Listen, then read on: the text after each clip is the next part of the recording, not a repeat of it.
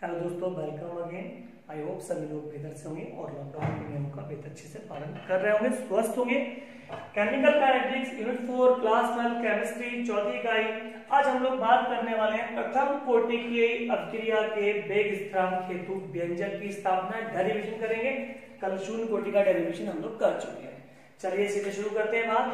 अब अभिक्रिया है तो अभिक्रिया का मतलब क्या है कि कोई ना कोई अभिकारक होगा और वो बदल रहा होगा किसमें, उत्पाद में। हो गई अभिक्रिया। तो मैंने मान लेता हूं कि अभिक्रिया क्या है, ए है। अभिकारक ए है और कार्य बदल रहा है उत्पाद में, तो ये तो अभिक्रिया हो गई। ठीक है, कोई मेरे पास अभिकारक है ए और वो धीरे धीरे बदल रहा है कार्य में उत्पाद में, तो ये क्या हो गई, अभिक्रिया हो गई। ये मेरे पास है बहुत सारा, है ना। ए धीरे धीरे कार्य में कन्वर्ट हो रहा है उत्पाद में, एक खर्च होता जाएगा उत्पाद बनता जाएगा, एक खर्च होगा उत्पाद बनेगा। ऐसे तो होगी भाई अभिक्रिया, ऐसी तो होती है। जब सारा ए उत्पाद में बदल गया, रिएक्शन खत्म हो गई। तो माना कोई प्रथम कोटि की अभिक्रिया इस प्रकार हो रही है कि ए कोई अभिकारक है और वो उत्पाद में बदल रहा है। अब मुझे इसके व्यंजक निकालना है इसके वेग स्थिरांक के लिए। तो मैं यहाँ पे कंडीशन लिखता हूँ प्रारंभ में। मैंने बताया था पहले भी कि प्रारंभ का मतलब होता है हम अभिक्रिया को शुरू कराने के लिए तैयार हैं, लेकिन अभिक्रिया शुरू नहीं हुई। तो मैंने जो ए पदार्थ है इसकी मात्रा कितनी ले रखी है, ए मोल मात्रा मैंने इसकी ली है। लेकिन श्रीमान जी उत्पाद की मात्रा अभी शून्य होगी। क्यों? क्योंकि अभिक्रिया शुरू होने वाली है, हुई थोड़ी ना। जब होगी तभी तो ए बदलेगा उत्पाद में। देखो धीमे धीमे शुरू ही नहीं हुई है। तो ए अभिकारक कितना है, ए मोल, और उत्पाद कितना है, शून्य। अब यहां पर टी समय बाद, अब टी मुझे पता नहीं कौन सा समय है। अगर मान लिया टी वह समय है जिसमें अभिक्रिया कंप्लीट हो जाती है, तो यहां पर बचेगा 0 और यहां बन जाएगा पूरा का पूरा ए। अगर टी वह समय है जिसमें आधी अभिक्रिया पूरी होती है, देखो अब टी अज्ञात समय है, मुझे नहीं पता। अगर टी वह समय हुआ जिसमें अभिक्रिया पूरी कंप्लीट हो जाती है, तो यहां कुछ नहीं बचेगा, यहां ए आ जाएगा, पूरा का पूरा ए उत्पाद में कन्वर्ट हो गया। टी अगर वह समय है जिसमें आधी अभिक्रिया पूरी हो जाती है, तो इसका आधा हिस्सा चला गया कहां, उत्पाद में, और आधा आ गया यहां पर, आधा हिस्सा आगे चला गया। अब टी मुझे समय पता ही नहीं है कि कौन सा समय है, तो मैं मान लेता हूं कि कोई अज्ञात समय है, अतः इसकी कोई अज्ञात मात्रा मतलब x उत्पाद में परिवर्तित हो रही है। तो फिर वही पिछली बार 10 के नोट का उदाहरण लिया था, 50 के नोट का उदाहरण ले लेते हैं। आपके पास अभी प्रारंभ में क्या है कि 50 रुपए है, खर्चा आपने कुछ किया नहीं, खर्चा किया है 0, तो कितने रहेंगे आपके 50 के 50 ही रहेंगे। अब क्या हुआ, 2 दिन बाद 10 रुपए की आपने चॉकलेट खाली, खर्च कर दिए, तो 10 चले कितने बचे, अब 50 माइनस 10, ये तो बचे भाई। 50 थे, खर्चा नहीं किया तो 50 के 50 थे, 10 खर्च कर दिए तो कितने बचे, 50 माइनस 10, तो जितना खर्चा हो जाएगा वो यहां से माइनस हो जाएगा। तो मैंने मान लिया कि इसका x हिस्सा टाइम बदल गया उत्पाद में, तो x का खर्चा हो गया ना। अब a था और x का हो गया खर्चा, तो क्या बचा, a माइनस x मोल। समझ रहे हैं मेरी बात को? a मोल मेरे पास था और x का हो गया खर्चा, तो बचा क्या, a माइनस x, और जो खर्चा हुआ वो इधर आ गया, क्या बन गया, x। तो t समय बाद क्या हुआ कि अभिकारक के a मोल में से x मोल उत्पाद में परिवर्तित हो गए, तो ये कंडीशन हो जाएगी। अब मैं बार बार लिखता हूं वही नियम अभिक्रिया के वेग नियम से, ठीक है। ये पहले वाले वीडियो में दिया हुआ है, समझा डिटेल में, आसान है। अभिक्रिया का वेग नियम क्या कहता है कि अगर आप t समय बाद अभिक्रिया का वेग निकालना चाहते हैं, ठीक है, तो t समय के बाद अभिक्रिया का वेग समानुपाती हो जाएगा काय के, t समय बाद अभिकारक की सांद्रता के, ठीक है, अभिकारक की सांद्रता के। तो t समय बाद अभिक्रिया का वेग समानुपाती होगा t समय बाद अभिकारक की सांद्रता के। अब t समय बाद अभिक्रिया का वेग मतलब अगर हम कुछ समय के बाद ही अभिक्रिया का वेग निकालने लग जाए तो वो तात्कालिक वेग कहलाता है, और कैसे डिनोट किया जाता है, dx/dt से। समानुपाती काय के, t समय बाद अभिकारक की सांद्रता। अभिकारक कौन है, a, सांद्रता का मतलब ब्रैकेट लगा दो, ये ए था और ब्रैकेट लगाने का मतलब ये हुई ए की सांद्रता, तो टी समय बाद ए की सांद्रता। तो टी समय बाद अभिक्रिया का वेग समानुपाती होगा टी समय बाद अभिकारक की सांद्रता के। अब अगर अप्रिया शून्य कोटि की होती तो पावर शून्य है, प्रथम कोटि की है तो घात 1 आ जाएगी, द्वितीय कोटि की होगी तो घात 2 आ जाएगी। इस बार अप्रिया प्रथम कोटि की है तो पावर 1 लगा दी मैंने। और आप देखिए शून्य कोटि का प्रथम कोटि का दोनों व्यंजक एक से ही है, एक को समझेंगे दूसरा अपने आप समझ में आ जाएगा। अब मैं यहाँ पे क्या करता हूँ, dx अपॉन dt को ऐसे ही रहने देता हूँ, समानुपाती का चिन्ह हटाया, स्थिरांक k आ गया। ये क्या है, t समय बाद अभिकारक की सांद्रता। तो ऊपर देखो भैया, t समय के बाद अभिकारक की सांद्रता क्या थी, a माइनस एक्स, यानी इसकी वैल्यू क्या है, a माइनस एक्स। तो मैं लगा देता हूँ वैल्यू a माइनस एक्स और पावर 1। ठीक है, कोई दिक्कत नहीं, समझता होनी चाहिए। अब क्या है, मैं सांद्रता, ये dx क्या है, सांद्रता में परिवर्तन, और a माइनस एक्स क्या है, सांद्रता। तो सांद्रता को एक तरफ कर लेते हैं, इसे इधर ले आते हैं, जो गुणा में हम कहा जाएगा बटे में, तो dx अपॉन हो जाएगा a माइनस एक्स। ये सांद्रता में परिवर्तन था और ये सांद्रता थी, तो जो गुणा में था वो इधर बटे में आ गया। अब dt को इधर ले जाना है, इधर है क्या पहले से, k तो मौजूद है, dt बटे में तो कहां जाएगा, गुणा में जाएगा। ये मैंने इसलिए ऐसा किया क्योंकि मुझे करना है समाकलन। ठीक है, उपरोक्त व्यंजक का समाकलन करने पर। अब समाकलन करेंगे तो क्या होगा, क्या है, dx upon a minus x, ठीक है, ये आ गया, बराबर k इंटू dt आ गया। इसका समाकलन करना है, k स्थिरांक है, इसका समाकलन नहीं होगा, dt का समाकलन करना है। ठीक है, dx upon a minus x का समाकलन होगा minus ln a minus x, minus log a minus x. ये समाकलन का लॉग होता है ln, अभी बताऊंगा इसके बारे में। बराबर k कांस्टेंट है, स्थिरांक का समाकलन नहीं होगा और dt का समाकलन t हो गया। समाकलन कंप्लीट। मैथमेटिक्स के स्टूडेंट्स को आता होगा, वो समझ गए होंगे, बायो वाले समझ नहीं आता तो समझने की जरूरत नहीं, इतना तो स्टार्ट बस एक स्टेप लर्न करनी है आपको, एक स्टेप के लिए पूरा समाकलन चैप्टर नहीं पढ़ सकते हम लोग। तो dx upon a minus x का समाकलन क्या है, minus log a minus x, और k का समाकलन हुआ नहीं, dt का समाकलन की बात खत्म। प्लस c आ जाएगा, c क्या है, समाकलन स्थिरांक है, और यहाँ डाल देता हूँ समीकरण नंबर 1। अब भाई पुरानी वाली कंडीशन सेम कर रहा हूँ मैं, शून्य कोटि की क्रिया की तरह। तो जब t बराबर 0 तो x की वैल्यू क्या होगी, t बराबर 0 मतलब प्रारंभ में पहुंच गए, समय शुरू नहीं हुआ था, तो उस समय क्या x था, x उस समय x क्या था, जब t हमारा 0 था, t 0 का मतलब प्रारंभ में थे हम, तो x क्या हुआ करता था, 0। अरे जब क्रिया शुरू नहीं हुई है तो यहाँ x कैसे आ जाएगा, उत्पाद नहीं बनेगा, यहाँ कुछ नहीं होगा। जब t 0 तो x भी 0। भाई x वही तो मात्रा, x अभिकारक की वह मात्रा है जो उत्पाद में बदली है। अब t 0 है मतलब क्रिया शुरू नहीं हुई है, तो x की वैल्यू भी क्या है, 0। यहां से समझिए, जब t 0 प्रारंभ का मतलब t 0, x भी क्या था, 0 था। अब t और x की दोनों वैल्यू यहां लगा दीजिए, तो यहां क्या बचेगा, माइनस लॉग a बचेगा, क्योंकि x तो 0 हो गया। बराबर जब आप t की वैल्यू 0 लगाएंगे, 0 की गुणा कैसे होगी, तो ये भी पूरा 0 हो जाएगा, क्या बचेगा, c बचेगा। तो यहां से आपको c की वैल्यू मिल गई, c बराबर माइनस लॉग a, राइट। अब c का यह मान समीकरण 1 में रखने पर, c का यह मान समीकरण 1 में रखने पर, अच्छा एक समीकरण को मैं पक्षांतर करके लिख रहा हूं। पक्षांतर का मतलब बराबर का चिन्ह तो वहीं पर रहेगा, जो इधर राइट वाला मामला लेफ्ट आ जाएगा, लेफ्ट वाला मामला राइट। भाई a बराबर है b के, तो b बराबर a की बात तो एक ही है ना, पक्षांतर समझते होंगे। तो इसे मैं इधर लेके आ रहा हूँ, इसे इधर लेके आ रहा हूँ। इधर क्या आ गया, kt प्लस c, और इधर क्या आ गया, minus log a minus x. ठीक है, अब ध्यान दे लो भैया, क्या क्या ध्यान दे लो, c की वैल्यू क्या थी, माइनस लॉग a। ठीक, c की वैल्यू मैं लगा देता हूँ क्या, माइनस लॉग a। अभी जो लॉग a माइनस का है, इधर जाके प्लस का हो जाएगा, तो क्या आ जाएगा, kt बराबर log a minus log a minus x. अब यहां से जो मैथमेटिक्स का एक सूत्र होता है वो आपको याद आ रहा होगा। क्या सूत्र होता है भैया, कि लॉग m बटा n अगर लिखा हुआ है तो इसे हम लिख सकते हैं लॉग m माइनस n भी लिखा जा सकता है। मतलब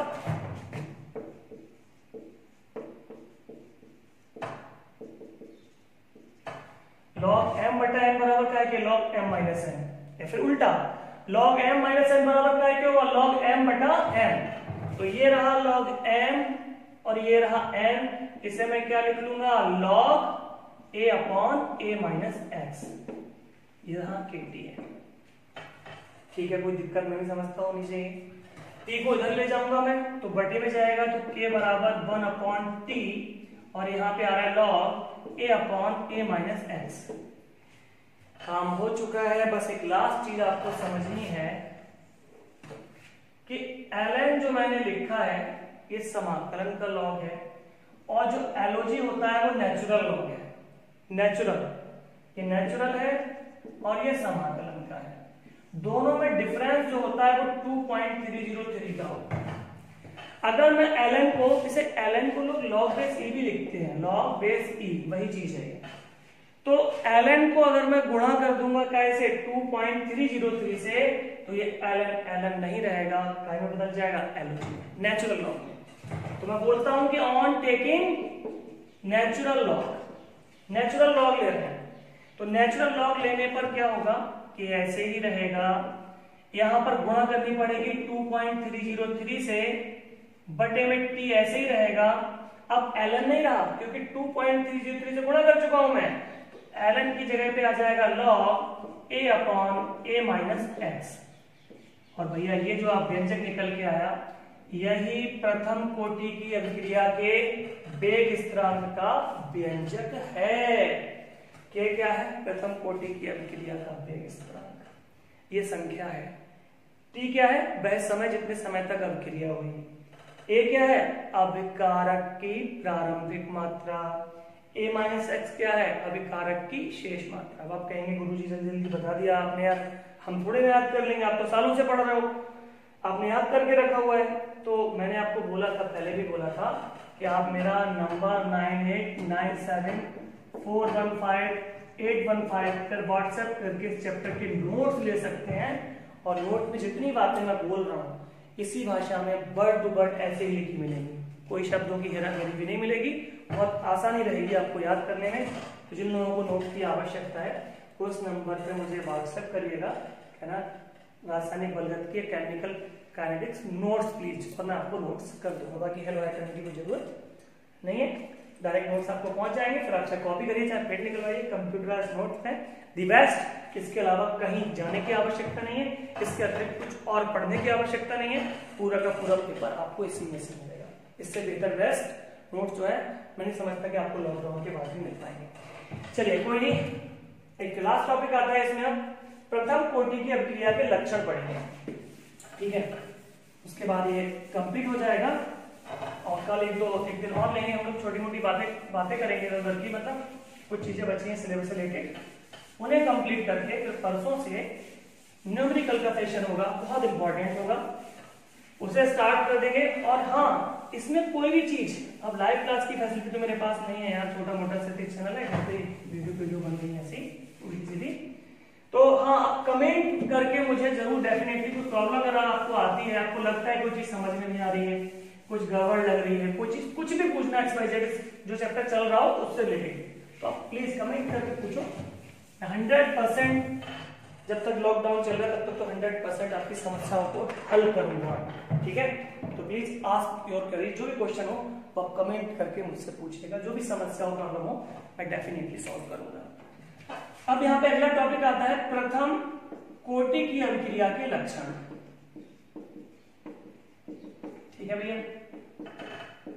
यानी कुछ गुण होते हैं निश्चित, जिन्हें देखकर हम कह सकते हैं यार ये अभिक्रिया प्रथम कोटि की है अथवा नहीं। इनमें पहला गुण आता है, सबसे पहले T½ व A में संबंध।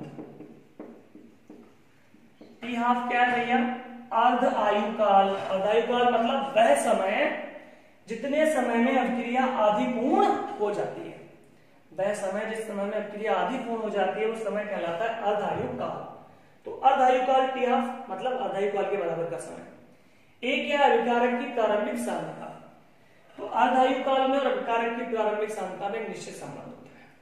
शून्य कोटि के लिए संबंध अलग होगा, प्रथम के लिए अलग होगा, द्वितीय के लिए अलग होगा। और इस संबंध की प्रकृति देखकर ये हम बता सकते हैं कि यह क्रिया शून्य कोटि की है, प्रथम की है या द्वितीय की है। आइए ट्राई करते हैं कैसे। सबसे पहले अभी जो हमने व्यंजक निकाला था प्रथम कोटि की अभिक्रिया के वेग स्थिरांक के लिए हमने डेरिवेशन किया था, अभी उसी डेरिवेशन को मैं दोबारा से लिख रहा हूँ। ये व्यंजक था, याद कर लीजिएगा, इस पे आधारित क्वेश्चन बोर्ड एग्जाम में 100% आएंगे। k बराबर 2.303 log a upon a minus x। अब यहाँ पे क्या करना है आपको, कंडीशन अप्लाई करनी है कि जब t बराबर t हाफ, मतलब कितना समय व्यतीत हो गया भैया, आधा। अब यहाँ जब t समय व्यतीत हुआ, t समय अज्ञात था, t समय अज्ञात था, तो खर्च होने वाली मात्रा भी अज्ञात थी और बनने वाली मात्रा भी अज्ञात थी। अगर ये समय t ना होकर t हाफ होता, अर्धायु काल के बराबर होता, तो भैया क्या होता, इसका आधा खर्च हो जाता। आधा खर्च हो जाता मतलब खर्चा कितना होता, इसका आधा a/2। अगर t हाफ हो जाता तो जो x था वो क्या हो जाता, a/2। जो x था वो क्या हो जाता, a/2। बस यही समझना। t अज्ञात समय था तो मात्रा x खर्च हो रही थी। अब t पता चल गया, t अज्ञात नहीं है, t हाफ है, आधी अभिक्रिया का समय है, तो इसका आधा हिस्सा खर्च होगा और आधा बनेगा। बस भाई यहाँ पर अप्लाई कर देना है। तो जब t बराबर t हाफ है तो x की वैल्यू क्या आ गई सर, a/2। कुछ नहीं करना, ये दोनों वैल्यू इसमें लगा दीजिए। तो k बराबर 2.303 अपॉन t log a ऐसे ही रहेगा, a ऐसे ही रहेगा, x की जगह लिख रहा हूं मैं 1/2। ठीक है। अब यहाँ पे a में से a/2 घटाएंगे, एक a में से आधा a घटाएंगे तो आधा यही बचेगा, मतलब a/2 ही बचेगा। ठीक है। k बराबर 2.303 अपॉन यहाँ पर t की वैल्यू t हाफ लगा दी हमने, t हाफ और log a। अब a में से आधा a घटाया तो क्या बचा, आधा a बचा, ये बचा। ये 2/2 में कहां चला जाएगा, ऊपर चला जाएगा। ठीक है। a से a कैंसिल, तो क्या पता चल रहा है 2.303 अपॉन t हाफ log 2 बचा। अब यार कुछ वैल्यू आपको याद होनी चाहिए क्योंकि इनके लिए लॉग टेबल आपको एग्जाम में नहीं दी जाएगी। जैसे log 2 की वैल्यू है, log 2 की वैल्यू आपको पता हो कि 0.3010 होती है। log 3 की वैल्यू आपको पता होना चाहिए, है ना, 0.4771 होती है। log 10 की वैल्यू आपको पता होनी चाहिए कितनी 1 होती है। बाकी वैल्यू अगर कोई अलग आती है तो आपको लॉग टेबल दी जाएगी या पेपर में दे रखा होगा। लेकिन ये 3 वैल्यू अगर आपको जरूरत पड़ती है तो ये एग्जाम में अलग से नहीं दी जाती सर। आपको प्लीज नोट कर लीजिएगा, याद ही होनी चाहिए क्योंकि इसे बेसिक माना जाता है, ये देते हैं हम लोग। तो log 2 की वैल्यू कितनी लगा दी, 0.3010 और इन दोनों की गुणा करेंगे तो संबंध निकल के आ जाएगा ये। इन दोनों की गुणा कितनी आ गई आप करके देख लीजिएगा। ठीक है। अब क्या निकल के आया यहाँ से, ये सूत्र आपके सामने है, साफ साफ बता रहा है कि इसमें अर्धायु काल t हाफ तो दिखाई दे रहा है। संबंध ढूंढ रहे थे हम t हाफ में और a में, इस सूत्र में t हाफ तो नजर आ रहा है, स्मॉल a कहीं नजर ही नहीं आ रहा। यानी t हाफ का a से कोई लेना देना नहीं है, कोई कनेक्शन नहीं है। यानी t अर्धायु काल अभिकारक की प्रारंभिक मात्रा पर निर्भर नहीं करता। 1 ग्राम पदार्थ लो उसका भी अर्धायु काल वही होगा, 100 किलोग्राम ले लो उसका भी वही होगा, 1000 किलोग्राम का भी वही होगा।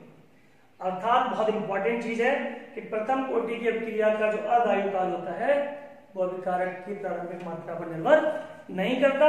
और ये सीखने के साथ साथ हमने एक सूत्र भी सीख लिया है कि जब अगर टी हाफ, इस सूत्र का इस्तेमाल कहाँ करेंगे, अगर टी हाफ दे रखा है और k निकालना है, k दे रखा है और टी हाफ निकालना है, तो बहुत इंपॉर्टेंट दोनों फार्मूले हैं। ये वाला पहला वाला ये 100% अभी याद करिएगा भविष्य के, और दूसरा ये k बराबर 0.6932 अपॉन टी हाफ। ठीक है। और क्वेश्चंस आपके जो भी हो please ask to me in comment box में पूछ सकते हो आप। दूसरा गुण क्या है, k की इकाई। तो वेग स्थिरांक की जो इकाई होती है वो भी शून्य कोटि के लिए अलग होती है, द्वितीय के लिए अलग होती है, प्रथम के लिए अलग होती है। यानी वेग स्थिरांक की इकाई देखकर मैं बता सकता हूँ ये क्रिया कौन सी कोटि की है। तो विशिष्ट है, कैसे निकालेंगे, सूत्र लिख लो, k बराबर 2.303 अपॉन t था, ये तो था, log a upon a minus x था, ये तो था।